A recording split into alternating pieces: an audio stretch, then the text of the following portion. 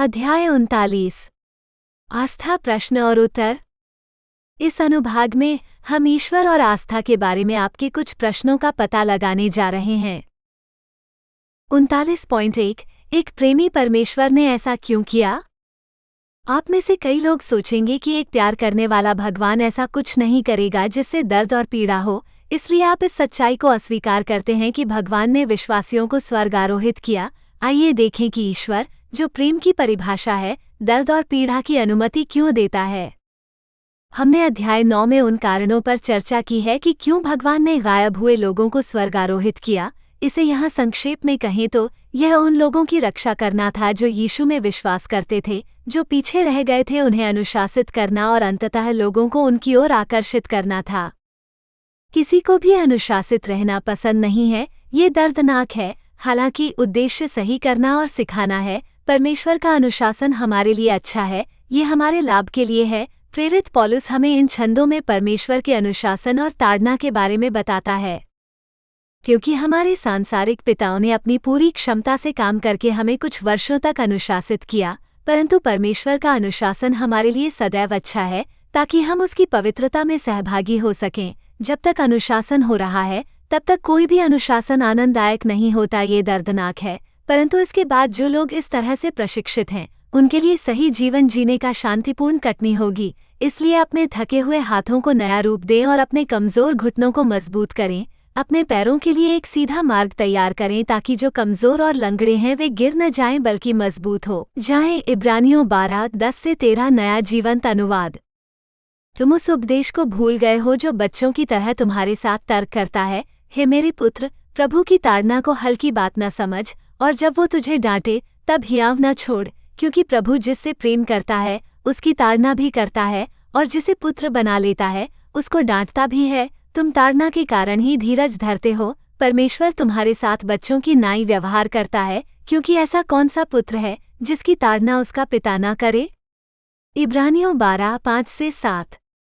दर्द और पीड़ा लोगों को केवल उसी की ओर खींचती है जो आराम और सुरक्षा प्रदान कर सकता है, वो भगवान है। परमेश्वर किसी को भी उसके पापों के लिए दोषी ठहराते हुए और नरक में भेजते हुए नहीं देखना चाहता, परंतु प्रभु हमें दंड देकर दंड देता है कि हम संसार के साथ दोषी न ठहरें। प्रथम कुरिन्थियों 11:32। मुसीबत के समय इंसान के दिल का पता चलता है। जो लोग इस बात पर विचार करते हैं कि उनके साथ क्या हो रहा है, वे विचार करते हैं कि उनके व्यवहार ने उनकी परिस्थिति में कैसे योगदान दिया, और वे अपने व्यवहार के लिए पश्चाताप महसूस करते हैं। वे उन्हें क्षमा करने के लिए वहां यीशु को पाएंगे। दूसरी ओर, जो लोग अपने व्यवहार के लिए खेद नहीं रखते हैं और जिस परिस्थिति में हैं उसके बारे में कड़वे हैं, वे खुद को ईश्वर से दूर कर लेंगे, क्योंकि उनका दिल कठोर हो जाएगा। प्रेरित पौलुस ही इन छंदों में बोल रहा है। क्योंकि यद्यपि मैंने अपनी पत्री से तुम्हें शोकित किया, तो अभी मैं उसका खेद नहीं करता। यद्यपि मैं उसका खेद करता था, क्योंकि मैं देखता हूँ कि मेरी पत्री ने तुम्हें शोकित किया। यद्यपि थोड़े समय के लिए, अब मैं आनंदित हूँ, इसलिए नहीं कि तुम शोकित हुए, परंतु इसलिए कि तुम मन फिराव के लिए शोकित हुए, क्योंकि तुम परमेश्वर की इच्छा से शोकित हुए कि हमारी ओर से किसी बात में हानि न उठाओ। क्योंकि परमेश्वर की इच्छा से शोक करने से उद्धार के लिए पश्चाताप उत्पन्न होता है, जिससे कोई खेद नहीं होता, परंतु संसार का शोक मृत्यु उत्पन्न करता है। इसलिए देखो, इसी बात से कि तुम परमेश्वर की इच्छा से शोकित हुए, तुम्हारे मन में कैसी बड़ी चिंता उत्पन्न हुई। हाँ, कैसी सफाई, कैसा क्रोध, कैसा भय, कैसी लालसा, कैसा उत्साह, कैसा पलटा, सब बातों में तुमने अपने आप को पवित्र सिद्ध किया। द्वितीय कुरिन्थियों 7:8-11। यिर्मयाह पुराने नियम के समय के परमेश्वर के भविष्यवक्ताओं में से एक, कठिन समय के दौरान जीवन जीने से बहुत परिचित है। वो भविष्यवक्ता था जिसने अपने लोगों को बेबीलोन के आक्रमण के बारे में चेतावनी दी थी। वो जानता था कि क्या होने वाला है। जब नबूकदनेस्सर आया और यरूशलेम शहर को नष्ट कर दिया, तो यिर्मयाह ठीक उसके बीच में था। यिर्मयाह ही इन छंदों में बोल रहा है। मैं वो मनुष्य हूँ जिसने उसके क्रोध की छड़ी से दुख देखा है। निश्चय वो दिन भर बार बार मेरे विरुद्ध हाथ उठाता रहता है। मेरे दुख और संकट को, कड़वेपन और कड़वाहट को स्मरण करो। मैं इसे अपने मन में स्मरण करता हूँ, इसलिए मुझे आशा है। ये यहोवा की करुणा के कारण है कि हम नाश नहीं हुए, क्योंकि उसकी करुणा कभी समाप्त नहीं होती, क्योंकि यहोवा सदा के लिए त्याग न करेगा। क्योंकि चाहे वो दुख दे, तो भी अपनी करुणा की बहुतायत के अनुसार दया भी करेगा। क्योंकि वो स्वेच्छा से दुख नहीं देता, न मनुष्यों को शोकित करता है। जीवता मनुष्य अपने पापों के दंड के लिए क्यों शिकायत करे? आओ हम अपने मार्गों को खोजें और परखें और फिर यहोवा की ओर फिरें। आओ हम अपने हृदय को स्वर्ग में परमेश्वर की ओर हाथ बढ़ाकर उठाएं। हमने अपराध और बलवा किया है, तूने क्षमा नहीं किया। हे यहोवा, मैंने सबसे निचली कोठरी में से तेरा नाम पुकारा। तूने मेरी आवाज़ सुनी, मेरी आह और मेरी दुहाई से अपना कान मत मोड़। जिस दिन मैंने तुझे पुकारा तू मेरे पास आया। तूने कहा, मत डर। विलाप गीत 3:1-3, 19-21 से 22, 31 से 33, 39 से 42, 55 से 57। यिर्मयाह ने हमें बताया कि यह इसलिए है क्योंकि भगवान हमसे प्यार करते हैं, इसलिए हम उनके क्रोध से पूरी तरह से भस्म नहीं होते हैं। जब हम परमेश्वर के विरुद्ध पाप करते हैं तो हमें उससे परेशानी में पड़ने के बारे में शिकायत क्यों करनी चाहिए? हमें स्वयं को खोजना होगा और ईश्वर की ओर मुड़ना होगा। परमेश्वर द्वारा विश्वासियों को स्वर्गारोहित करने और अपना क्रोध भेजने का एक कारण ये है कि परमेश्वर ने अभी तक अपने विरुद्ध पाप करने वाले लोगों को क्षमा नहीं किया है। उनका यीशु के साथ कोई बचाने वाला रिश्ता नहीं है। परमेश्वर को चाहिए कि पापी उसके पास आएं। क्या आप नहीं देखते? यह इसलिए हुआ क्योंकि ईश्वर आपकी आत्मा को बचा हुआ देखना चाहता है। यह एक प्रेमपूर्ण कृत्य कैसे नहीं है? प्रभु अपनी प्रतिज्ञा के विषय में देर नहीं करता, जैसी देर कितने लोग समझते हैं, पर हमारे विषय में धीरज धरता है और नहीं चाहता कि कोई नाश हो, वरन ये कि सबको मन फिराव का अवसर मिले। द्वितीय पत्रस 3:9। याद रखें कि ईश्वर पूर्णतः प्रेममय और न्यायकारी दोनों है। वो हर उस व्यक्ति से प्यार करता है जिसे उसने कभी बनाया है। वो चाहता है कि प्रत्येक व्यक्ति के लिए सबसे अच्छा क्या हो। जब कोई हमारे साथ गलत करता है तो हमारी सांसारिक आत्माएं न्याय की मांग करती हैं। हम हर दिन भगवान को गलत करते हैं क्योंकि हम पापी हैं। वो तब न्याय होता है जब वो दुष्ट और पापूर्ण व्यवहार को अनुशासित और दंडित करता है। इस अंधेरे तूफान में अपने प्रति उसका प्यार देखें और बच जाएं। पवित्र आत्मा जो हमें दिया गया है उसके द्वारा परमेश्वर का प्रेम हमारे हृदयों में डाला गया है। परमेश्वर हम पर अपने प्रेम की भलाई इस रीति से प्रकट करता है कि जब हम पापी ही थे तभी मसीह हमारे लिए मरा, तो जबकि अब उसके लहू के कारण धर्मी ठहरे, तो उसके द्वारा परमेश्वर के क्रोध से क्यों न बचेंगे? रोमियो 5:5-8-9। 39.2 परमेश्वर ने पाप की अनुमति क्यों दी? सबसे पहले क्योंकि हमारे पास स्वतंत्र इच्छा है। हम ईश्वर की आज्ञा मानने या न मानने का चयन करने की क्षमता के साथ बनाए गए हैं। परमेश्वर ने आदम और हव्वा को एक नियम दिया, अच्छे और बुरे के ज्ञान के वृक्ष का फल मत खाओ। जब आदम ने उस पेड़ का फल खाया तो उसने परमेश्वर की अवज्ञा करना चुना। इन छंदों में आदमी आदम है। यहोवा परमेश्वर ने मनुष्य को आज्ञा दी, तू वाटिका के सब वृक्षों का फल बिना खटके खा सकता है, पर भले या बुरे के ज्ञान का जो वृक्ष है उसका फल तू कभी न खाना, क्योंकि जिस दिन तू उसका फल खाएगा उसी दिन अवश्य मर जाएगा। उत्पत्ति 2:16-17। ईश्वर वो नहीं है जिसने आदम को पेड़ का फल खाने के लिए प्रलोभित किया या राजी किया। वास्तव में किसी ने नहीं किया, उसने सीधे तौर पर इसे चुना। ईव वो है जिसे प्रलोभित किया गया था और फिर उसने भगवान की सच्चाई के बजाय शैतान के झूठ पर विश्वास करना चुना और निषिद्ध फल खाया। उन दोनों ने पाप करने का विकल्प चुना। याकूब, सौतेला भाई और यीशु का शिष्य, इन छंदों में प्रलोभन की व्याख्या करता है। जब किसी की परीक्षा हो तो वो यह न कहे कि मेरी परीक्षा परमेश्वर की ओर से होती है, क्योंकि न तो परमेश्वर की परीक्षा बुरी बातों से हो सकती है और न वो आप किसी की परीक्षा करता है, परंतु प्रत्येक व्यक्ति अपनी ही अभिलाषा में खिंचकर और फंसकर परीक्षा में पड़ता है। फिर अभिलाषा गर्भ में आकर पाप को जनती है और पाप जब बढ़ जाता है तो मृत्यु को उत्पन्न करता है।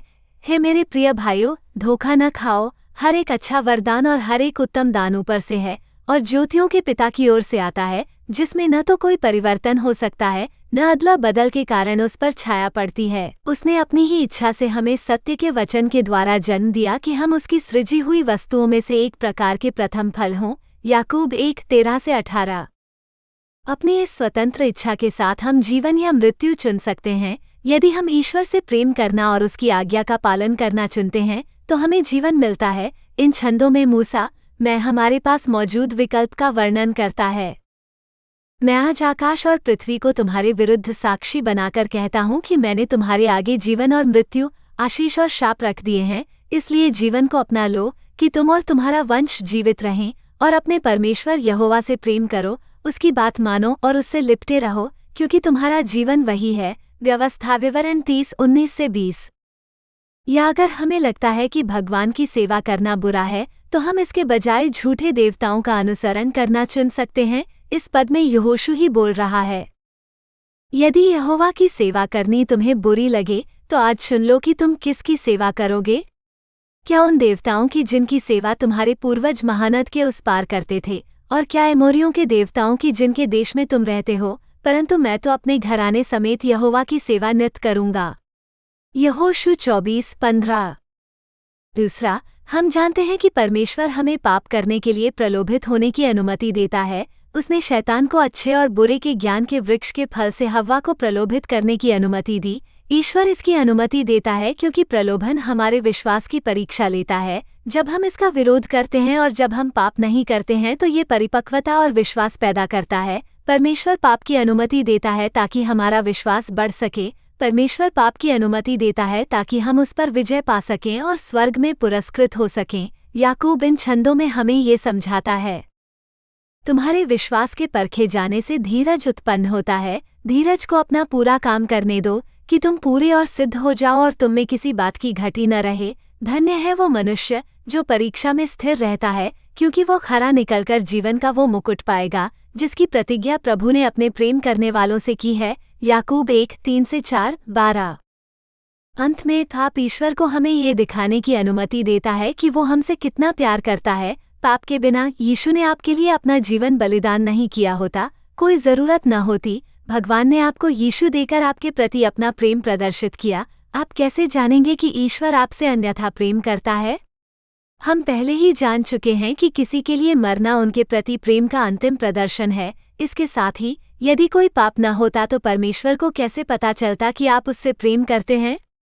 यीशु पर विश्वास करना और पाप पर विजय पाना चुनकर आप परमेश्वर को दिखा रहे हैं कि आप उससे कितना प्यार करते हैं। इन छंदों में परमेश्वर का एकमात्र पुत्र यीशु है, क्योंकि परमेश्वर ने जगत से ऐसा प्रेम रखा कि उसने अपना इकलौता पुत्र दे दिया ताकि जो कोई उस पर विश्वास करे वो नाश न हो परंतु अनंत जीवन पाए। परमेश्वर ने अपने पुत्र को जगत में इसलिए नहीं भेजा कि जगत पर दंड की आज्ञा दे, परंतु इसलिए कि जगत उसके द्वारा उद्धार पाए। यूहन्ना 3:16-17।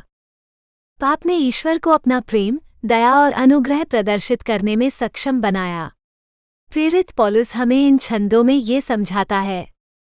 परमेश्वर ने जो दया का धनी है, अपने उस बड़े प्रेम के कारण जिससे उसने हमसे प्रेम किया, जब हम अपराधों के कारण मरे हुए थे तो हमें मसीह के साथ जिलाया। अनुग्रह ही से तुम्हारा उद्धार हुआ है और हमें उसके साथ उठाया और मसीह यीशु में स्वर्गीय स्थानों में उसके साथ बैठाया, कि वो हम पर अपनी कृपा से जो मसीह यीशु में है आने वाले समयों में अपने अनुग्रह का असीम धन दिखाए। क्योंकि विश्वास के द्वारा अनुग्रह ही से तुम्हारा उद्धार हुआ है, और ये तुम्हारी ओर से नहीं वरन परमेश्वर का दान है, न कि कर्मों के कारण, ऐसा कोई घमंड न करेगा। इफिसियों 2:6-9। परमेश्वर पाप की अनुमति देता है क्योंकि वो हमसे प्रेम करता है और यह हमारे प्रति उसके प्रेम को प्रकट करता है। आखिरकार हम उनकी उत्कृष्ट कृति हैं। क्योंकि हम परमेश्वर की उत्कृष्ट कृति हैं, उसने हमें मसीह यीशु में नया बनाया है ताकि हम उन भले कामों को कर सकें जो उसने बहुत पहले हमारे लिए योजना बनाई थी। इफिसियों 2:10 नया जीवंत अनुवाद। 39.3 भगवान ने ऐसे लोगों को क्यों बनाया जिनका अंत नरक में होगा? क्योंकि ईश्वर आरंभ और अंत को जानता है। आप में से कई लोग आश्चर्यचकित हो सकते हैं कि उसने ऐसे लोगों को क्यों बनाया जिनका अंत नरक में होगा। भगवान को अपनी किसी आवश्यकता को पूरा करने के लिए हमें नहीं बनाना पड़ा, वो हर तरह से परिपूर्ण है। उसने हमें बनाया क्योंकि वो चाहता था। हम उसके लिए बहुत खुशी लाते हैं। भले ही हम पापी हैं और उसके खिलाफ विद्रोह करते हैं, फिर भी वो हम में से प्रत्येक से बिना शर्त प्यार करता है। याद रखें कि वो संपूर्ण प्रेम की परिभाषा है। वो बिना किसी सीमा के बिना शर्त प्यार प्रदान करता है।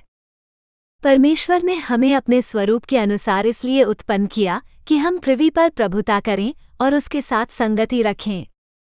परमेश्वर ने कहा, हम मनुष्य को अपने स्वरूप के अनुसार अपनी समानता में बनाएं। परमेश्वर ने मनुष्य को अपने स्वरूप के अनुसार बनाया। परमेश्वर ने अपने स्वरूप के अनुसार उसे बनाया। नर और नारी करके उसने उन्हें बनाया।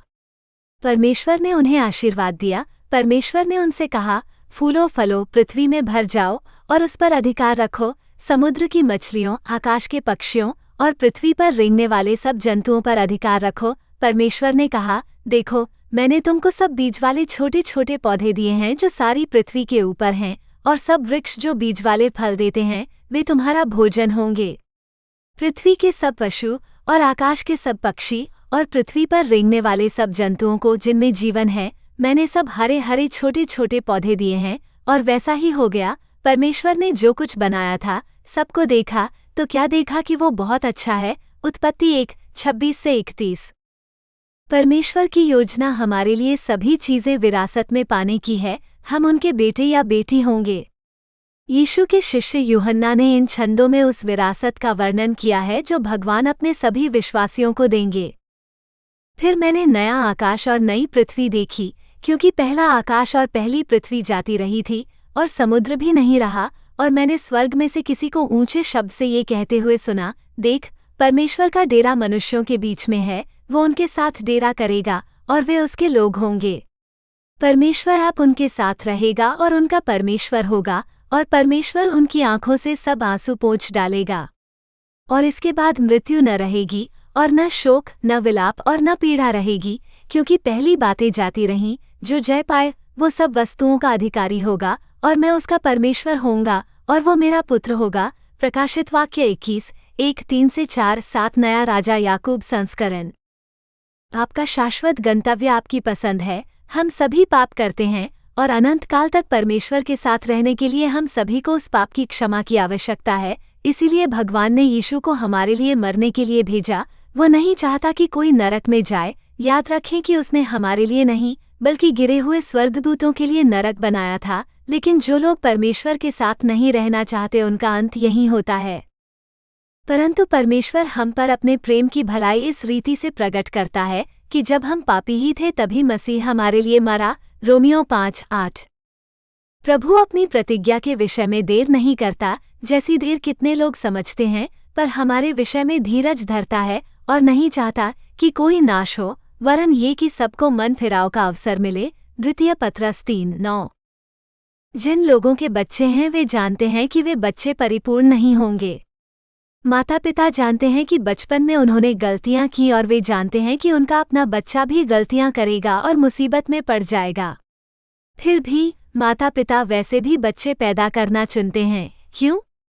क्योंकि वे वो खुशी चाहते हैं जो बच्चे लाते हैं। माता पिता अपने बच्चों को सिखाते हैं कि क्या सही है और क्या गलत है और आशा करते हैं कि जब वे बड़े होंगे तो सही चुनाव करेंगे। ये हमारे और भगवान के साथ भी ऐसा ही है। हमारे पास एक विकल्प है। लड़के को उसी मार्ग की शिक्षा दे जिस पर उसको चलना चाहिए, और वो बुढ़ापे में भी उससे न हटेगा। नीतिवचन 22:6। राजा सुलेमान हमें बताते हैं कि बच्चे एक पुरस्कार हैं, वे वारिस हैं। ये बात लोगों के साथ साथ भगवान पर भी लागू होती है। हम परमेश्वर का प्रतिफल और उसके उत्तराधिकारी हैं। वो बच्चों से भरा तरकश चाहता है। यीशु पर अपना विश्वास रखें और परमेश्वर के सभी वादों के उत्तराधिकारी बने। देखो, बच्चे यहोवा की विरासत हैं। गर्भ का फल उसका प्रतिफल है। जैसे वीर के हाथ में तीर होते हैं, वैसे ही जवानी के बच्चे होते हैं। धन्य है वो मनुष्य जिसका तरकश उनसे भरा हुआ है। भजन संहिता 127:3-5। 39.4 क्या मैं अपना उद्धार खो सकता हूँ?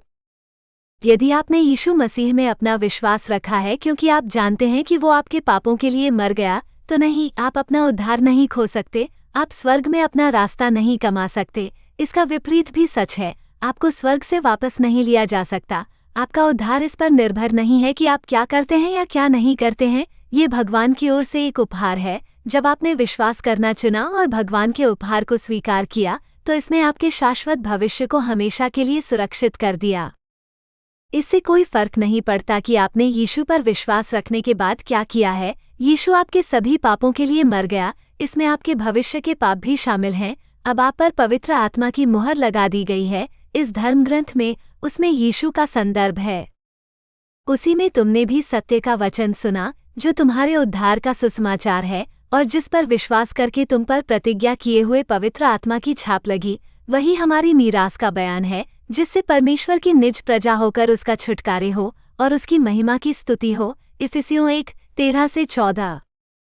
परमेश्वर का वचन हमें बताता है कि कोई भी चीज आपको परमेश्वर के हाथों से दूर नहीं कर सकती, नरक की शक्ति भी नहीं, स्वयं शैतान। प्रेरित पौलुस हमें इन छंदों में ये बताता है, स्वर्गदूत, सिद्धांत और शक्तियाँ सभी शैतान और अन्य गिरे हुए स्वर्गदूतों को संदर्भित करते हैं जो उसका अनुसरण करते हैं। क्योंकि मैं निश्चय जानता हूँ कि न मृत्यु, न जीवन, न स्वर्गदूत, न प्रधानताएं, न वर्तमान, न भविष्य, न सामर्थ्य, न ऊंचाई, न गहराई और न कोई और सृष्टि हमें परमेश्वर के प्रेम से जो हमारे प्रभु मसीह यीशु में है अलग कर सकेगी। रोमियो 8:38-39। इन छंदों में यीशु ही बोल रहे हैं, उसके पास तुम, उसकी भेड़ें, सुरक्षित रूप से उसके हाथ में हैं। कौन तुम्हें उस हाथ से छीन सकता है जो अन्य सभी हाथों से बड़ा और मजबूत है? किसी को भी नहीं। मेरी भेड़ें मेरी आवाज़ सुनती हैं और मैं उन्हें जानता हूँ और वे मेरे पीछे पीछे चलती हैं। मैं उन्हें अनंत जीवन देता हूँ, वे कभी नाश नहीं होंगी और कोई उन्हें मेरे हाथ से छीन नहीं सकता। मेरा पिता जिसने उन्हें मुझे दिया है वो सबसे बड़ा है, कोई भी उन्हें मेरे पिता के हाथ से छीन नहीं सकता। मैं और पिता एक हैं। यूहन्ना 10:27-30। आप अपने उद्धार के प्रति भी आश्वस्त हो सकते हैं क्योंकि ईश्वर अपना मन नहीं बदलता है। उसने तुम्हें बचाया, वो तुम्हें कभी नहीं छोड़ेगा या तुम्हें कभी नहीं त्यागेगा। परमेश्वर मनुष्य नहीं कि झूठ बोले और न वो आदमी है कि अपने मन को बदले। क्या उसने कुछ कहा है और उसे पूरा नहीं किया? क्या उसने कुछ कहा है और उसे पूरा नहीं किया? गिनती 23:19। परमेश्वर ने आपके उद्धार के विषय में जो कुछ कहा था उसकी पुष्टि शपथ खाकर की। परमेश्वर ने आपको आपके पापों से बचाने, आपके लिए एक उद्धारकर्ता भेजने का वादा किया है। तब परमेश्वर ने उस प्रतिज्ञा की शपथ अपने नाम से खाई क्योंकि वो झूठ नहीं बोल सकता। तब परमेश्वर ने आपको बचाने के लिए यीशु को भेजकर उस वादे को पूरा किया। जैसा कि प्रेरित पौलुस नीचे कहता है, यह आपकी आत्मा के लिए एक लंगर होना चाहिए। आप दृढ़ और सुरक्षित हैं। लोग अपने से बड़े की शपथ खाते हैं और शपथ से जो कहा गया है उसकी पुष्टि होती है और सभी वाद विवाद का अंत होता है। क्योंकि परमेश्वर ने प्रतिज्ञा की गई वस्तु के उत्तराधिकारियों पर अपने उद्देश्य की अपरिवर्तनीय प्रकृति को स्पष्ट करना चाहा, इसलिए उसने शपथ के साथ इसकी पुष्टि की। परमेश्वर ने ऐसा इसलिए किया कि दो अपरिवर्तनीय बातों के द्वारा, जिनके विषय में परमेश्वर का झूठ बोलना अनहोना है, हम जो उस आशा को जो हमारे सामने रखी हुई है पकड़ने के लिए दौड़े हैं, बहुत शांति पाएं। यह आशा हमारे प्राण के लिए दृढ़ और सुरक्षित लंगर है। ये पर्दे के पीछे के भीतरी पवित्र स्थान में प्रवेश करती है, जहां हमारा अगुआ यीशु हमारे लिए प्रवेश कर चुका है। इब्रानियों 6:16-20 नया अंतर्राष्ट्रीय संस्करण। 39.5। क्या जो आने वाला है उससे बचने के लिए मुझे आत्महत्या कर लेनी चाहिए? नहीं, भगवान आपसे प्यार करता है। उसने तुम्हें एक कारण से बनाया है। आपके जीवन का एक बहुत ही खास उद्देश्य है। किसी को भी आपको अन्यथा बताने न दें, जिसमें आप भी शामिल हैं। मैं आपको इन भावनाओं पर काबू पाने में मदद करने के लिए शास्त्र साझा करने जा रहा हूँ, लेकिन मैं आपको किसी ऐसे व्यक्ति तक पहुँचने के लिए प्रोत्साहित करता हूँ जो इसमें विशेषज्ञ है। अपने डॉक्टर के साथ अपॉइंटमेंट शेड्यूल करें या आत्महत्या रोकथाम लाइफलाइन, आत्महत्या रोकथाम जीवन रेखा .org 1-800 से 273 से 8255 पर किसी को कॉल करें या चैट करें। आपकी भावनाएं शर्म करने लायक नहीं हैं। कृपया उचित चिकित्सा सहायता प्राप्त करें जिसकी आपको आवश्यकता है। मेरा मानना है कि आप ऐसा महसूस कर रहे हैं, इसका एक कारण आपके दुश्मन शैतान द्वारा आप पर किया गया राक्षसी आध्यात्मिक हमला है। वो आपसे नफरत करता है क्योंकि भगवान आपसे प्यार करता है। यदि आपने यीशु में अपना विश्वास रखा है तो आप उसके लिए खतरा हैं क्योंकि आप सच्चाई जानते हैं और दूसरों को बता सकते हैं। वो नहीं चाहता कि आप ऐसा करें। यदि वो तुम्हें युद्धभूमि से हटा सके तो उसे थोड़ी विजय प्राप्त होती है। हालांकि शैतान के मन में कुछ और भी भयावह बात है। यदि आपने अभी तक यीशु पर अपना विश्वास नहीं रखा है तो यह आध्यात्मिक हमला इसलिए है क्योंकि शैतान नहीं चाहता कि आप ऐसा करें। वो नहीं चाहता कि आपको एहसास हो कि ईश्वर आपसे कितना प्यार करता है। वो आपको अनंत काल तक स्वर्ग में बिताते हुए नहीं देखना चाहता। उसे स्वर्ग से बाहर निकाल दिया गया। वो आपसे और भगवान के साथ आपके रिश्ते से ईर्ष्या करता है। वो चाहता है कि आप उसकी पूजा करें और वही शाश्वत भाग्य प्राप्त करें जो उसे मिल रहा है, नरक में अनंत काल। शैतान को अपनी आत्मा के लिए यह आध्यात्मिक युद्ध जीतने ना दें। यदि आपने अभी तक यीशु पर विश्वास नहीं किया है तो उसमें विश्वास रखें और परमेश्वर की पवित्र आत्मा द्वारा सुरक्षित रहें। यीशु के शिष्य पतरस ने हमें बताया कि शैतान एक शेर की तरह है जो किसी को निगलने की तलाश में है। इसलिए परमेश्वर के बलवंत हाथ के नीचे दीनता से रहो, जिससे वो तुम्हें उचित समय पर बढ़ाए, और अपनी सारी चिंता उसी पर डाल दो, क्योंकि उसको तुम्हारा ध्यान है। सचेत और संयमी बनो, जागते रहो। तुम्हारा विरोधी शैतान गर्जने वाले सिंह के समान इस खोज में रहता है कि किसको फाड़ खाए। अपने विश्वास में दृढ़ रहो और यह जानकर उसका सामना करो कि तुम्हारे भाई जो संसार में हैं ऐसे ही दुख उठा रहे हैं, पर परमेश्वर जो सारे अनुग्रह का दाता है, जिसने तुम्हें मसीह यीशु में अपनी अनंत महिमा के लिए बुलाया, तुम्हारे थोड़ी देर तक दुख उठाने के बाद तुम्हें सिद्ध और स्थिर और बलवंत और स्थिर करे। प्रथम पत्रस 5:7-10। उस धर्म ग्रंथ ने हमें अपनी चिंताओं को ईश्वर पर डालने के लिए कहा। हमें ये पहचानना चाहिए कि हमारा दुश्मन हमेशा हमें नष्ट करने का रास्ता ढूंढ रहा है। शैतान ऐसा करने का एक तरीका हमारे विचारों के साथ प्रयास करता है। यदि वो हम जो सोच रहे हैं उसे प्रभावित और नियंत्रित कर सकता है, तो इसका मतलब है कि हम उसे सुनेंगे कि हमें क्या करना है। इसीलिए अपने विचारों और चिंताओं को ईश्वर पर डालना बहुत महत्वपूर्ण है। वो आपकी चिंता मिटा देगा और बदले में आपको अपनी शांति देगा। अभी ऐसा करो, भगवान को बताएं कि आप कैसा महसूस कर रहे हैं और क्यों। अपने दिल और दिमाग से बोझ हटाओ। धर्मी दुहाई देते हैं और यहोवा सुनता है और उन्हें सब विपत्तियों से छुड़ाता है। यहोवा टूटे मन वालों के समीप रहता है और पिसे हुओं का उद्धार करता है। धर्मी पर बहुत सी विपत्तियां पड़ती तो हैं, परंतु यहोवा उसको उन सब से छुड़ाता है। भजन संहिता 34:17-19।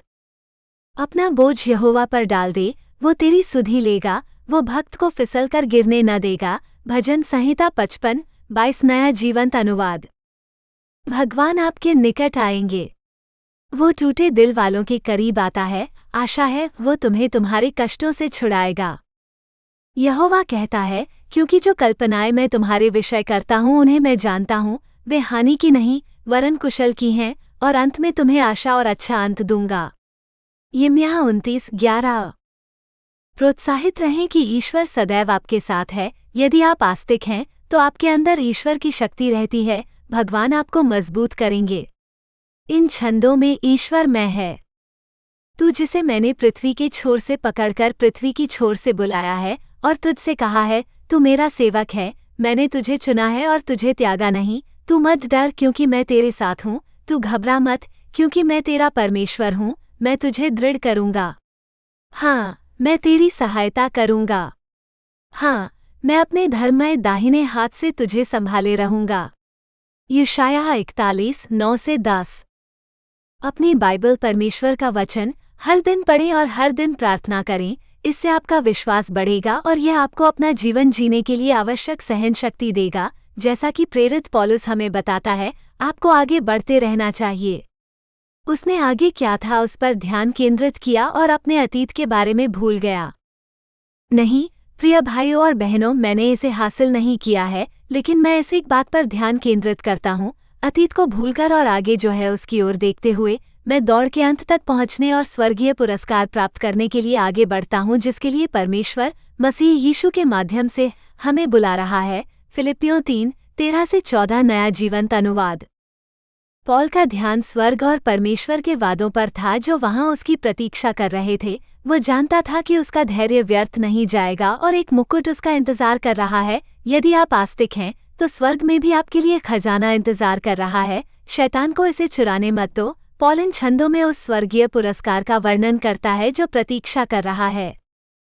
मैंने अच्छी कुश्ती लड़ी है, मैंने अपनी दौड़ पूरी कर ली है, मैंने विश्वास की रखवाली की है। भविष्य में मेरे लिए धर्म का वो मुकुट रखा हुआ है जिसे प्रभु, जो धर्मी और न्यायी है, मुझे उस दिन देगा, और मुझे ही नहीं वरन उन सबको भी जो उसके प्रकट होने को प्रिय जानते हैं। 2 तीमुथियुस 4:7-8। अब यीशु पर विश्वास रखना आपको जीवन की कठिनाइयों से नहीं बचाएगा। तुम्हें स्वयं को यीशु की सेना का एक सैनिक समझना चाहिए। ऐसा जीवन जियो जो सुखदायक हो और यीशु की सेवा में हो। याद रखें कि आप आध्यात्मिक युद्ध में हैं। पॉल हमें बताता है कि उसने यीशु के लिए सब कुछ सहा क्योंकि वो चाहता था कि हर कोई सुने कि उन्हें कैसे बचाया जा सकता है। इन छंदों में यीशु चुना हुआ है। इसलिए तुम्हें मसीह यीशु के एक अच्छे योद्धा की तरह कष्ट सहना चाहिए। कोई भी योद्धा अपने आप को जीवन के मामलों में नहीं उलझाता, ताकि वो अपने भर्ती किए हुए योद्धा को प्रसन्न कर सके। मैं एक अपराधी की तरह जंजीरों में जकड़े जाने तक कष्ट सहता हूँ, लेकिन परमेश्वर का वचन जंजीरों में जकड़ा हुआ नहीं है, इसलिए मैं चुने हुए लोगों के लिए सब कुछ सहता हूँ, ताकि वे भी मसीह यीशु में अनंत महिमा के साथ उद्धार पाएं। ये बात विश्वसनीय है, क्योंकि यदि हम उसके साथ मर गए तो उसके साथ जिएंगे भी, यदि हम धीरज धरेंगे तो उसके साथ राज्य भी करेंगे। द्वितीय तीमुथियुस 2:3-4, 9-12। मुझे आशा है कि आपने यीशु पर अपना विश्वास रखा है। यदि हाँ, तो आप ईश्वर की संतान हैं और कोई भी चीज़ आपके शाश्वत स्वरूप को नुकसान नहीं पहुंचा सकती। कुछ नहीं, भगवान कुछ भी कर सकता है। यदि आप पीछे रह गए हैं और ईश्वर की इच्छा है कि जब यीशु वापस आएं तो आप जीवित रहें ताकि आप अपने वर्तमान शरीर में उनके सहस्राब्दी राज्य में प्रवेश कर सकें, तो ईश्वर ऐसा करेंगे। क्लेश अवधि के दौरान भगवान आपको उन सभी चीज़ों से बचा सकते हैं जिनसे आप डरते हैं। वह दिन कितना गौरवशाली होगा।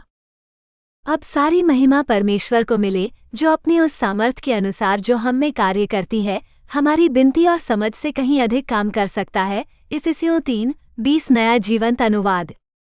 विश्वास रखें और आशा न खोएं, चूंकि ईश्वर कुछ भी कर सकता है। इसका मतलब है कि आप अपने अंदर यीशु की शक्ति के माध्यम से कुछ भी कर सकते हैं। आप जीत सकते हैं क्योंकि यीशु ने जीत हासिल की है। प्रेरित पौलुस ही इन छंदों में बोल रहा है। यह मैं अपनी घटी के कारण नहीं कहता, क्योंकि मैंने ये सीखा है कि जिस दशा में हूँ उसी में संतुष्ट रहूँ। मैं दीन होना जानता हूँ और बढ़ना भी जानता हूँ। हर एक बात और सब बातों में मैंने तृप्त होना, भूखा रहना और बढ़ना घटना सीखा है। जो मुझे सामर्थ्य देता है, उसमें मैं सब कुछ कर सकता हूँ। मेरा परमेश्वर अपने उस धन के अनुसार जो महिमा सहित मसीह यीशु में है, तुम्हारी हर एक घटी को पूरी करेगा। फिलिपियों 4:11-13, 19। 39.6 क्या मैं मृतकों को बचाने के लिए प्रार्थना कर सकता हूँ? मैं जानता हूँ कि आप में से कुछ लोगों ने झूठे धर्मों और झूठे शिक्षकों के बारे में सुना होगा कि आप प्रार्थना कर सकते हैं और उन लोगों को बचा सकते हैं जो पहले ही मर चुके हैं। नहीं, ये सच नहीं है। आप में किसी को भी बचाने की शक्ति नहीं है, स्वयं को भी नहीं। आप न तो प्रार्थना कर सकते हैं और न ही स्वर्ग जाने का रास्ता कमा सकते हैं। आप प्रार्थना नहीं कर सकते या किसी अन्य व्यक्ति के लिए स्वर्ग का रास्ता नहीं कमा सकते। यीशु मसीह ही एकमात्र ऐसे व्यक्ति हैं जिनके पास बचाने की शक्ति है, इसीलिए उसे उद्धारकर्ता कहा जाता है। यीशु ने स्वर्ग में आपका रास्ता कमाया। वो आपके पापों के लिए मर गया। प्रत्येक व्यक्ति को मरने से पहले यीशु के बारे में व्यक्तिगत निर्णय लेना होगा। यदि आप ये स्वीकार करना चुनते हैं कि यीशु ने आपको स्वर्ग में जाने के लिए भुगतान किया, तो आप इसमें प्रवेश कर सकते हैं। प्रेरित पौलुस हमें इन छंदों में बताता है कि हम एक बार मरते हैं और फिर हमारा न्याय किया जाता है। जैसे मनुष्यों के लिए एक बार मरना और उसके बाद न्याय का होना नियुक्त है, वैसे ही मसीह भी बहुतों के पापों को उठा लेने के लिए एक बार बलिदान होकर, जो लोग उद्धार के लिए उसकी बाट जोहते हैं, उनके लिए दूसरी बार बिना पाप उठाए हुए दिखाई देगा। इब्रानियों 9:27-28।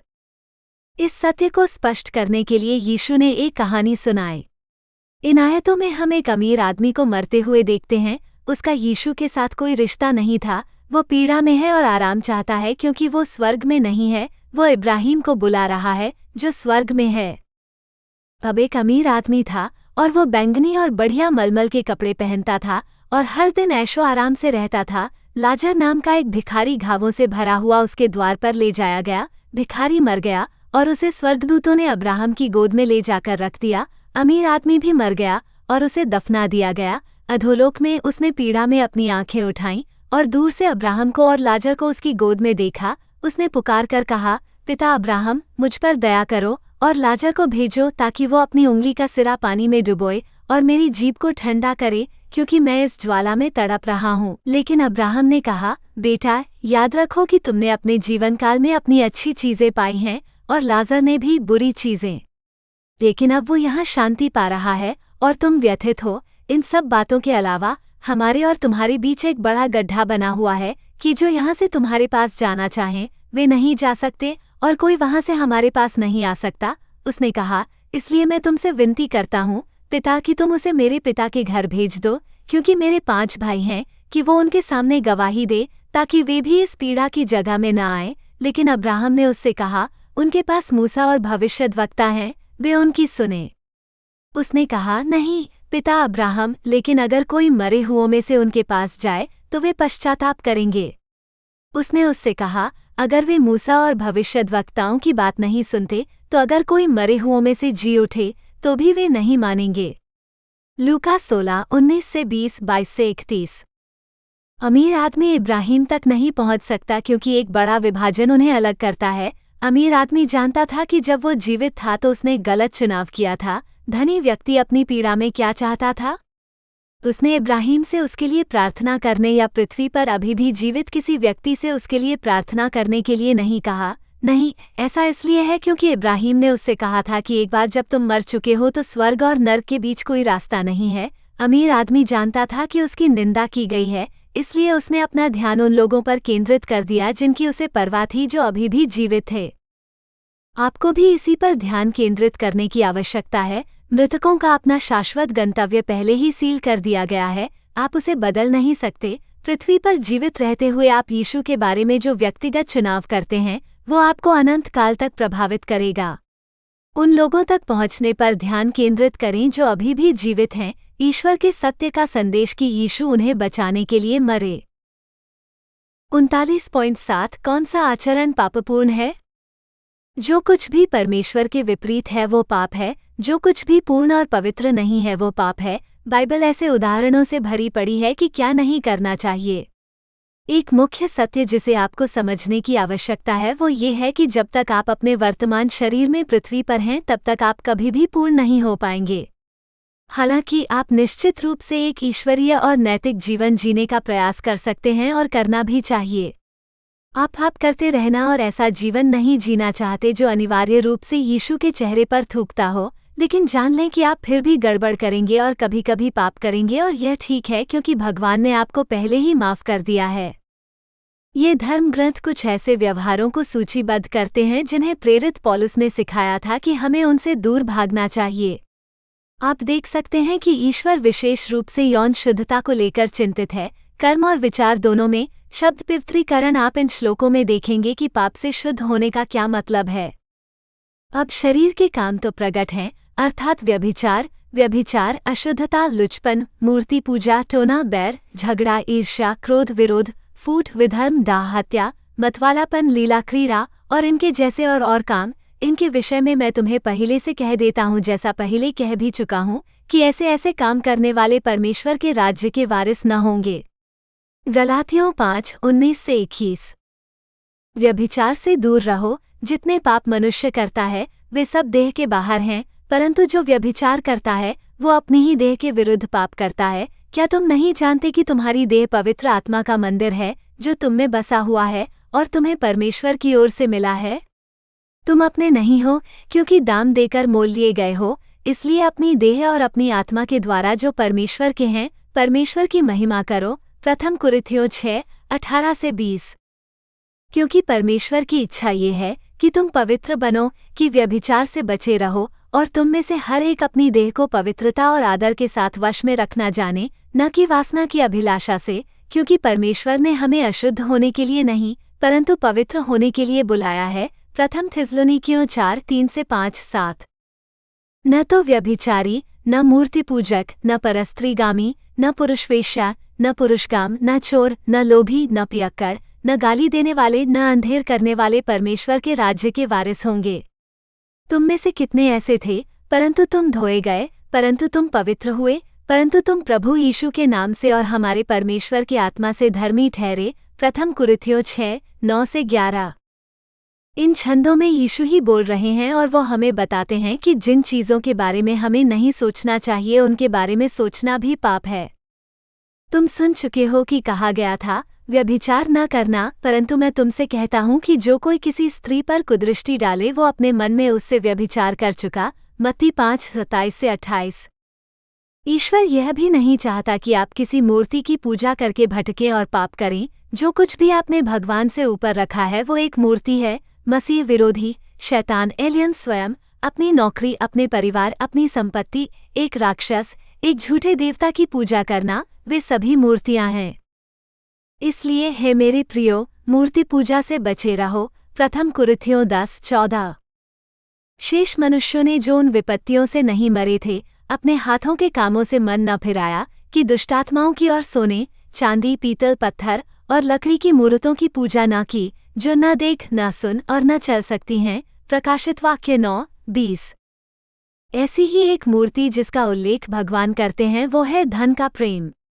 शैतान आपके पैसे के प्यार का इस्तेमाल आपको ईश्वर से दूर करने और अन्य सभी प्रकार के पापों में धकेलने के लिए करेगा।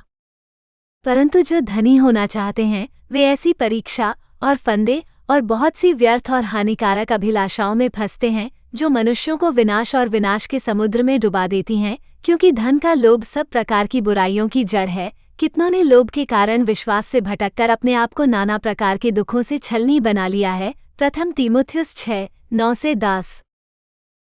39.8 मैं पवित्र जीवन कैसे जी सकता हूँ? एक बार जब आप यीशु पर विश्वास कर लेते हैं तो आपको एक पवित्र जीवन जीने के लिए बुलाया जाता है जो भगवान की महिमा करता है। याद रखें कि पवित्र आत्मा आपके अंदर रहता है और वो पवित्र है। आप स्वयं को पाप में डुबाकर पवित्र आत्मा को दुखी नहीं करना चाहते। पवित्र जीवन जीने का अर्थ है ऐसा जीवन जीना जो सांसारिक व्यवस्था या सांसारिक तरीके से अलग हो, ऐसा जीवन जो विश्वास न करने वालों से अलग है। इन छंदों में जिसने तुम्हें बुलाया यीशु को संदर्भित करता है। इसलिए अपने मन की तैयारी करो और सचेत रहो और उस अनुग्रह की पूरी आशा रखो जो यीशु मसीह के प्रकट होने के समय तुम्हें मिलने वाला है। आज्ञा मानने वालों की नाई अपनी पिछली अभिलाषाओं के सदृश न बनो जैसे तुम अज्ञानता के समय करते थे, पर जैसा तुम्हारा बुलाने वाला पवित्र है वैसा ही तुम भी अपने सारे चालचलन में पवित्र बनो, क्योंकि लिखा है कि पवित्र बनो क्योंकि मैं पवित्र हूँ। प्रथम पत्रस 1:13-16।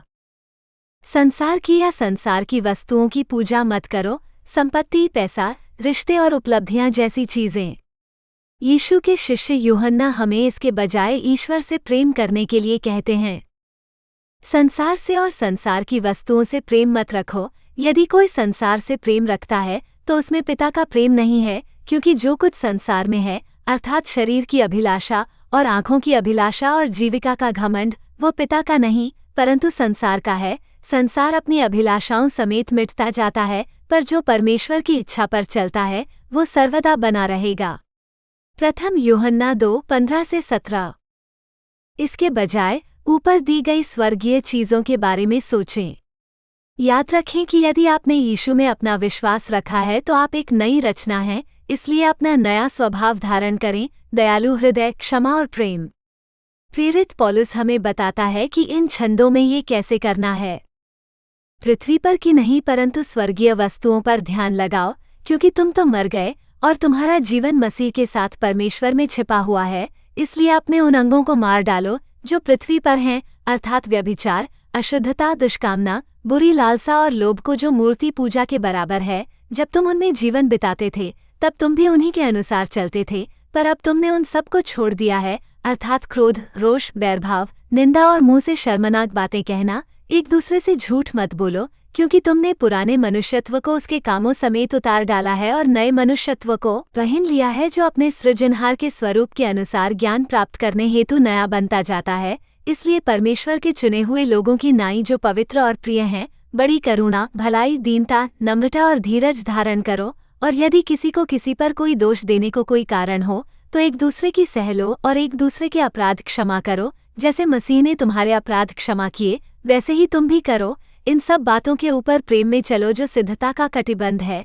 कुलुस्सियों 3:2-3, 5:7-10, 12-14। आपका पुराना स्वभाव पापपूर्ण चीजों की लालसा रखता है और आपके नए स्वभाव के विरुद्ध युद्ध करेगा। इसलिए आपको प्रलोभन का विरोध करना होगा। यदि आप शैतान के प्रलोभनों का विरोध करते हैं तो वो आपसे दूर भाग जाएगा। परमेश्वर आपको आपकी सहनशक्ति से अधिक परीक्षा में नहीं पड़ने देगा और वो हमेशा प्रलोभन से बचने का एक रास्ता प्रदान करता है। इसलिए परमेश्वर के अधीन रहो, शैतान का सामना करो तो वो तुम्हारे पास से भाग निकलेगा।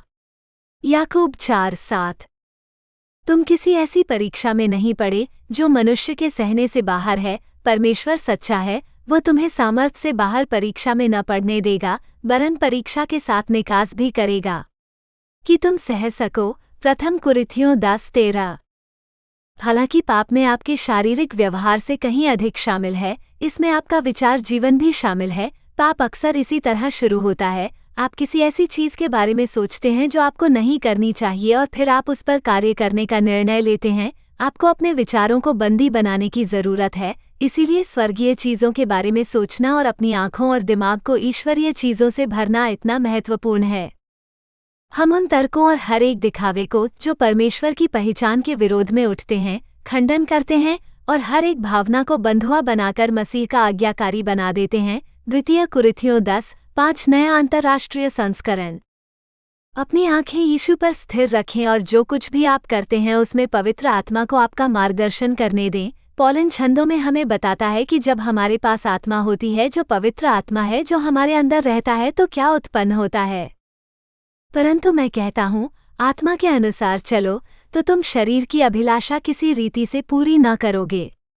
परंतु आत्मा का फल प्रेम, आनंद, मेल, धीरज, कृपा, भलाई, विश्वास, नम्रता और संयम है। ऐसे कामों के विरोध में कोई व्यवस्था नहीं। गलातियों 5:16-22-23।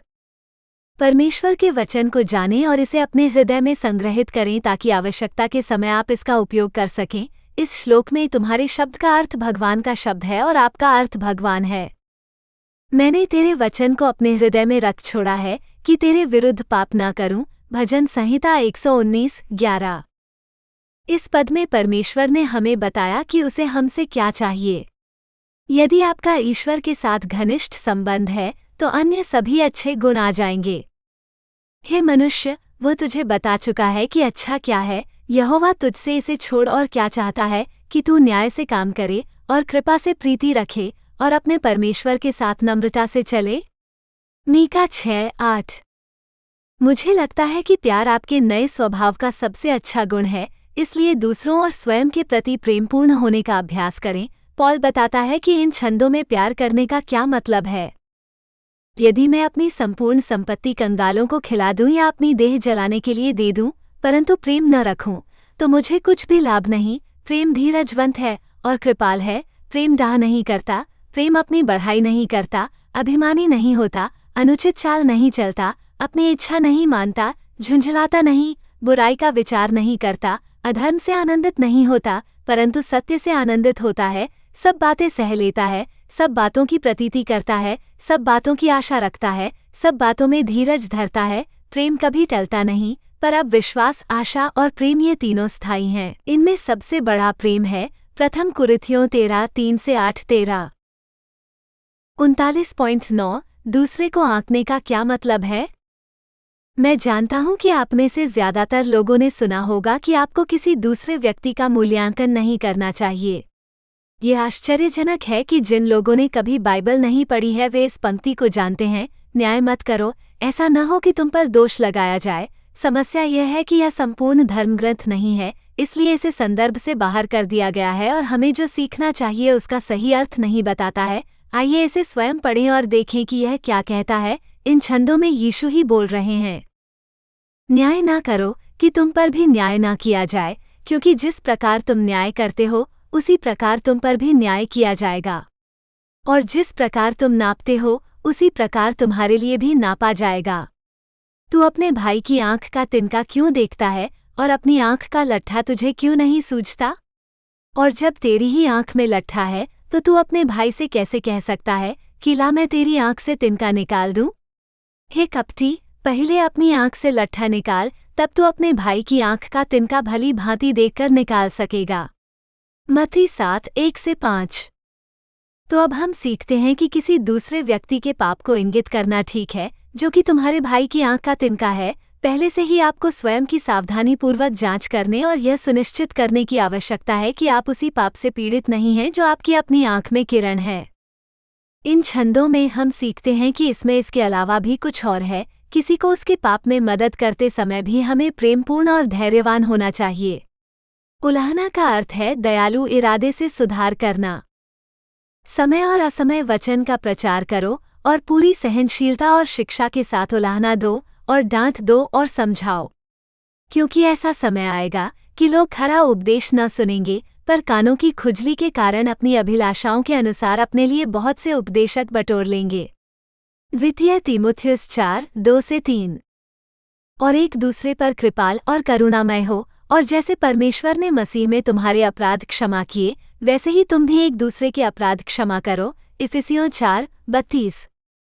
यदि किसी ने आपके विरुद्ध पाप किया है और आप चाहते हैं कि उस व्यक्ति को पता चले, तो उस व्यक्ति का सामना करें और पहले उन्हें एक एक करके उनका पाप दिखाएं। यदि वो काम नहीं करता है, वे खेद नहीं जताते हैं, वे विश्वास नहीं करते हैं कि उन्होंने पाप किया है और इसके बजाय वे वास्तव में आप पर क्रोधित हो जाते हैं, तो फिर से उनका सामना करने के लिए किसी अन्य व्यक्ति को अपने साथ ले जाएं जो पाप का गवाह है। ये छंद इस अच्छी सलाह को दर्शाते हैं और यह सीधे बोलने वाले यीशु की ओर से है। यदि तेरा भाई तेरे विरुद्ध पाप करे, तो जा और अकेले में बातचीत करके उसे समझा। यदि वो तेरी सुने, तो तूने अपने भाई को पा लिया, परंतु यदि वो न सुने, तो और 1-2 जन को अपने साथ ले जा, कि हर एक बात 2 या 3 गवाहों के मुंह से पक्की हो जाए। यदि वो उनकी भी न सुने, तो कलीसिया से कह दे। यदि वो कलीसिया की भी न सुने, तो उसे अन्यजाति या चुंगी लेने वाले के समान जान। मत्ती 18:15-17। यहाँ जानने योग्य एक महत्वपूर्ण सत्य है, किसी साथी पापी को उसके पाप से उबरने में मदद करना ठीक है। वास्तव में यही एकमात्र तरीका है जिससे लोग बच पाते हैं। शैतान ने इस सत्य को तोड़ मरोड़ दिया है और दूसरे का न्याय करने के अर्थ को भ्रमित कर दिया है, क्योंकि वो नहीं चाहता कि कोई भी बचाया जाए। यीशु के शिष्य याकूब इन छंदों में हमें ये समझाते हैं। हे भाइयों, यदि तुम में कोई सत्य से भटक जाए और कोई उसे फेर लाए, तो जान लो कि जो कोई किसी पापी को उसके भटके हुए मार्ग से फेर लाएगा, वह एक प्राण को मृत्यु से बचाएगा और अनेक पापों पर पर्दा डालेगा। याकूब 5:19-20। 39.10। क्या मुझे एक विश्व सरकार का पालन करना चाहिए?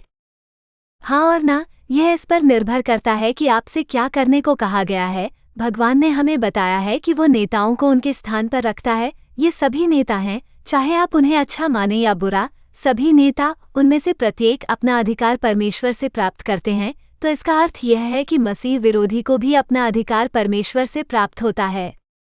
भविष्यवक्ता दानियल ने हमें बताया कि भगवान राजाओं को हटाते हैं और राजाओं को स्थापित करते हैं।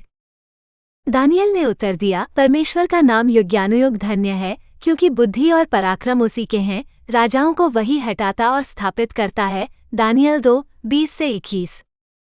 यहाँ प्रेरित पौलुस हमें परमेश्वर के इस सत्य के बारे में बताता है, ईश्वर ही है जो किसी को अधिकार देता है। हम सीखते हैं कि भगवान कई कारणों से नेताओं को नियुक्त करते हैं। वे भगवान के सेवक हैं, वे हमारी भलाई के लिए हैं, वे बुराई के खिलाफ क्रोध का बदला लेने वाले हैं। हमें उनका पालन करना चाहिए ताकि हमें भगवान के क्रोध का अनुभव न करना पड़े और अपने विवेक की खातिर भी।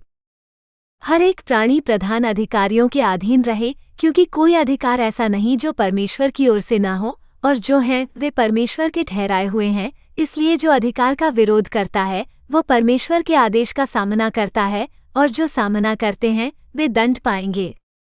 क्योंकि हाकिम अच्छे काम के लिए नहीं, परंतु बुरे काम के लिए भय का कारण होते हैं। क्या तुम अधिकार से नहीं डरना चाहते? जो अच्छा है वही करो और अधिकारी से प्रशंसा पाओगे, क्योंकि वो तुम्हारे लिए भलाई के लिए परमेश्वर का सेवक है। परंतु यदि तुम बुरा करते हो, तो डरो, क्योंकि वो तलवार व्यर्थ नहीं लिए हुए चलता है, परंतु परमेश्वर का सेवक है, जो बुरे काम करने वाले के क्रोध का पलटा लेता है। इसलिए तुम्हें केवल क्रोध के कारण ही नहीं, वरन विवेक के कारण भी अधीन रहना चाहिए।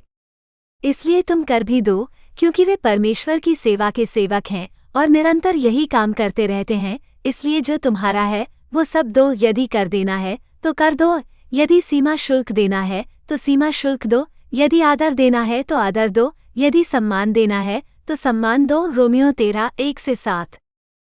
हमें उच्च अधिकारियों का आदर करना चाहिए, क्योंकि वे जो कर रहे हैं उसे पर्दे के पीछे से भगवान निर्देशित कर रहे हैं। आपको सरकारी नेताओं, अपने कार्यस्थल के नेताओं, स्कूल के नेताओं और किसी भी अन्य प्रकार के नेता के सामने समर्पण करना चाहिए। जब आप उनके प्रति समर्पण करते हैं तो आप भगवान के प्रति समर्पण कर रहे होते हैं। अवज्ञाकारी बनकर उनका काम कठिन मत बनाओ।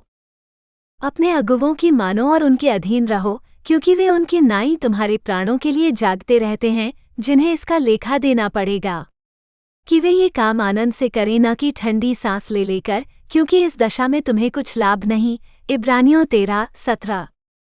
चूंकि नेता भी पापी लोग होते हैं, इसका मतलब है कि कई बार वे भगवान के खिलाफ विद्रोह करने का विकल्प चुनेंगे और आपसे भी ऐसा करने के लिए कहेंगे। यही वो समय है जब आपको उनकी अवज्ञा करने की आवश्यकता है। आपको किसी और से ऊपर परमेश्वर की आज्ञा मानने की आवश्यकता है। इन छंदों में हम पतरस और प्रेरितों को इसकी व्याख्या करते हुए देखते हैं। इस आदमी का खून यीशु की क्रूस पर चढ़ने का संदर्भ है। महायाजक ने उनसे पूछा, क्या हमने तुम्हें चिताकर आज्ञा नहीं दी थी कि इस नाम से उपदेश न करना? देखो, तुमने सारे यरूशलेम को अपने उपदेश से भर दिया है और उस मनुष्य का लोहू हम पर लाना चाहते हो। परंतु पतरस और प्रेरितों ने उत्तर दिया, मनुष्यों की आज्ञा से बढ़कर परमेश्वर की आज्ञा का पालन करना ही कर्तव्य कर्म है। प्रेरितों के काम 5:27-29। अब मुझे पता है कि मैंने आपको भ्रमित कर दिया है, क्योंकि मैंने कहा था कि भगवान उनके कदमों का निर्देशन कर रहे हैं। फिर भी कुछ लोग भगवान के खिलाफ विद्रोह करते हैं। तो वो कैसे काम करता है?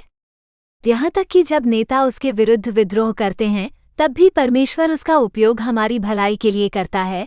यह उन तरीकों में से एक है जिनसे ईश्वर हमें बुरे नेताओं के साथ अनुशासित करता है। स्मरण रहे कि इस्राएल को कई बार बंदी बनाया गया था। वे भयानक नेताओं के अधीन थे जिन्होंने उन्हें गुलाम बना लिया था। परमेश्वर उस पर नियंत्रण रखता था। उसने उन नेताओं को इस्राएल के शहरों को उखाड़ फेंकने के लिए भेजा, क्योंकि लोग उससे दूर हो गए थे और पाप कर रहे थे। उन दुष्ट शासकों ने इस्राएलियों को परमेश्वर को याद करने, उन्हें पाप करने का एहसास और मदद के लिए उसके पास जाने के लिए प्रेरित किया। लोगों के परमेश्वर की ओर लौटने के बाद दुष्ट शासक को परमेश्वर द्वारा दंडित किया गया। एंटीक्रिस्ट के साथ भी यह इसी तरह काम करता है। वो शैतान के वश में किया हुआ एक दुष्ट शासक है, इसलिए वो परमेश्वर के विरुद्ध विद्रोह कर रहा है। उसने जो क्रोध प्रकट किया वो बहुत से लोगों को परमेश्वर की ओर मोड़ देगा। क्रोध उन दुष्ट लोगों को भी दंडित करेगा जो कभी भी यीशु पर विश्वास करने का इरादा नहीं रखते हैं। वे लोग जो परमेश्वर से कोई लेना देना नहीं चाहते हैं। अंत में जब क्लेश की अवधि समाप्त हो जाएगी, तो परमेश्वर मसीह विरोधी और शैतान से निपटेगा। तब तक वो अपनी इच्छा पूरी करने के लिए उनका उपयोग करेगा। कई बार आपको मसीह विरोधी या उसकी सरकार या यहाँ तक कि अपने जीवन में अन्य नेताओं की बात नहीं माननी चाहिए। यदि वे आपसे किसी ऐसी चीज का समर्थन करने या उसमें भाग लेने के लिए कहते हैं जिसके बारे में आप जानते हैं कि यह ईश्वर के वचन के विरुद्ध है, तो ऐसा न करें। उदाहरण के लिए एंटीक्रिस्ट का चिन्ह न लें। आप जानते हैं कि परमेश्वर का वचन ऐसा नहीं कहता है कि यह आपके शाश्वत भाग्य पर मुहर लगा देगा, क्योंकि आप परमेश्वर के स्थान पर शैतान को चुनेंगे। तो ऐसा मत करो। क्या परमेश्वर की आज्ञाकारिता की कीमत अधिक होगी?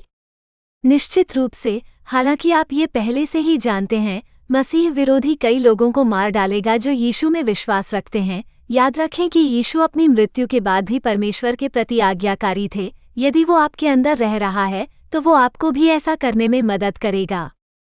दानियल, पुराने नियम का भविष्यवक्ता, अन्य सभी चीजों की तुलना में परमेश्वर की आज्ञा मानने का एक महान उदाहरण था।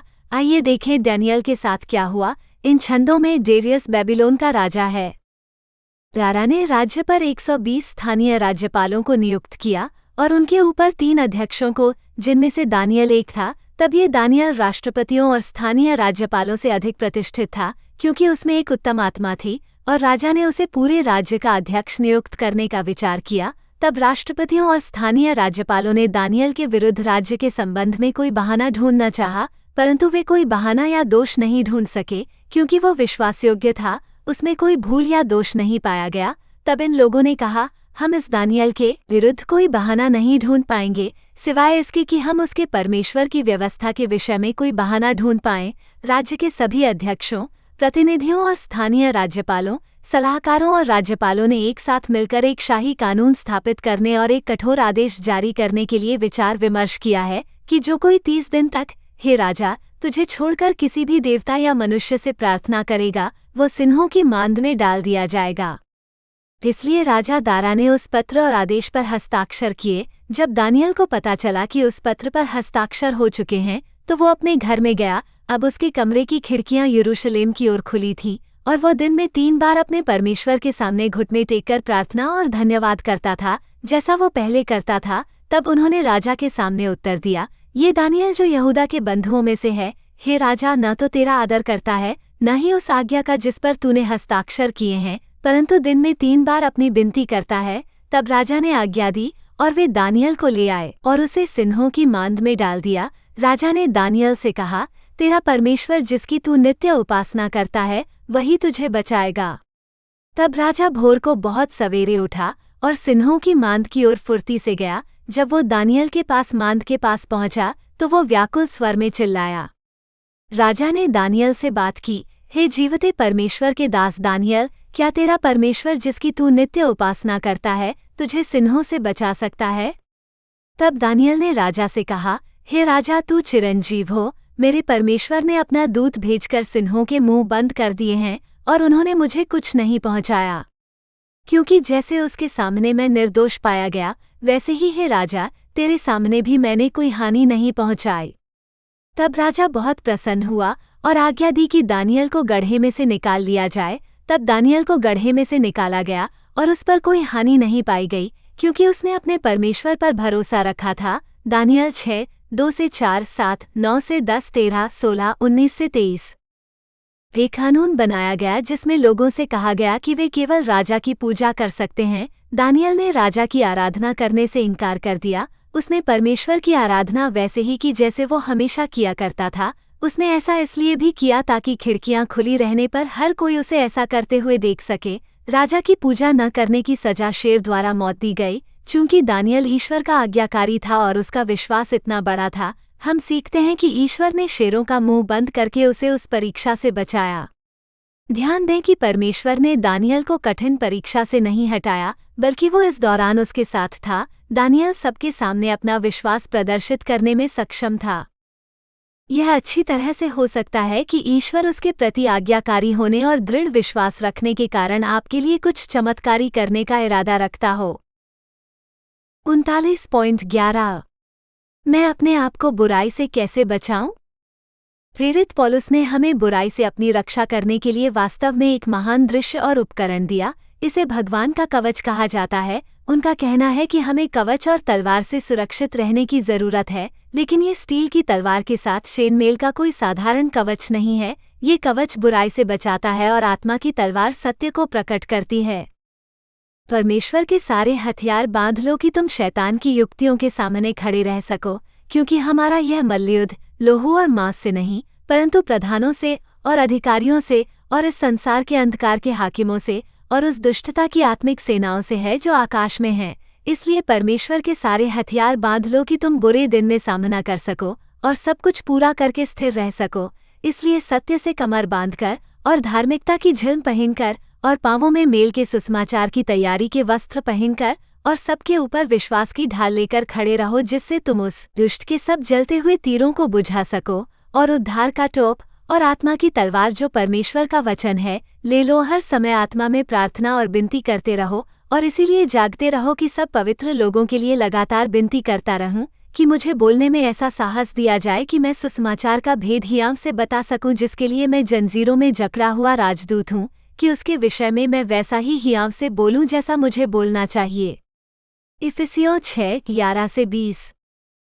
इस कवच का उल्लेख करने के बाद पौल हमें जो पहली बात बताता है वो ये है कि हमें ये जानना होगा कि दुश्मन कौन है। दुश्मन मांस और खून नहीं है। इसका मतलब है कि ये लोग नहीं हैं। शत्रु शैतान और उसकी दुष्टता की आध्यात्मिक शक्तियां हैं। आप मानवीय तरीकों से शैतान से नहीं लड़ सकते। इस आध्यात्मिक युद्ध में आपको ईश्वरीय सुरक्षा और ईश्वरीय हथियार की आवश्यकता है।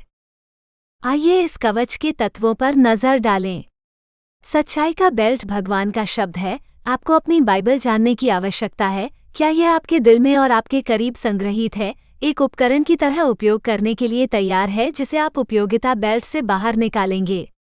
धार्मिकता की छाती। क्या आप यीशु में अपना विश्वास रख रहे हैं? वो वही है जो तुम्हें धर्मी बनाता है। सुसमाचार के साथ अपने पैर जमाने का मतलब है कि आप शब्दों और कार्यों दोनों में अपना विश्वास प्रदर्शित करने में सक्षम हैं। विश्वास की ढाल वो है जब आप शैतान का हमला आपके विरुद्ध होने पर ईश्वर के सभी वादों को जानते हैं और उनका आह्वान करते हैं। डरो मत।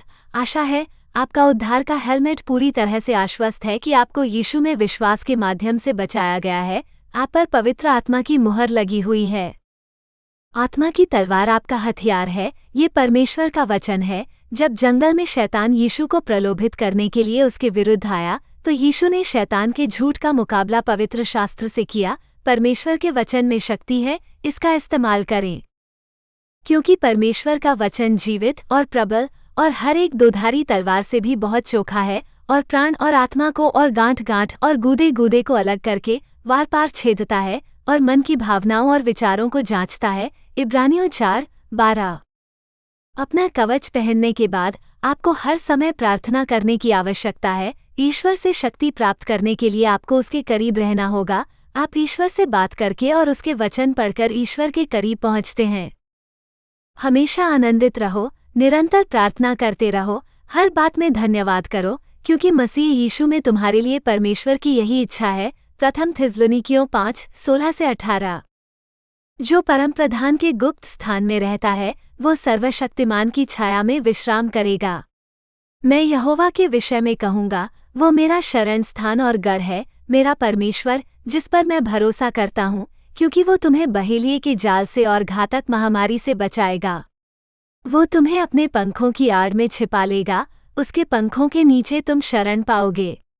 उसकी सच्चाई तुम्हारी ढाल और किला है, क्योंकि तूने यहोवा को अपना शरण स्थान और परमप्रधान को अपना निवास स्थान माना है। इसलिए कोई विपत्ति तुझ पर न पड़ेगी, न कोई विपत्ति तेरे डेरे के निकट आएगी, क्योंकि वो अपने दूतों को तेरे ऊपर नियुक्त करेगा कि वे तेरे सब मार्गों में तेरी रक्षा करें। भजन संहिता 91, 1-4, 9-11।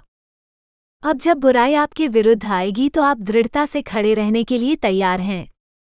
ये परमेश्वर ही है जो हमें आपके साथ मसीह के लिए दृढ़ रहने में सक्षम बनाता है। उसने हमें नियुक्त किया है और उसने हमें अपने रूप में पहचाना है। पवित्र आत्मा को हमारे दिलों में पहली किस्त के रूप में रखकर जो उसने हमसे वादा किया है उसकी गारंटी देता है।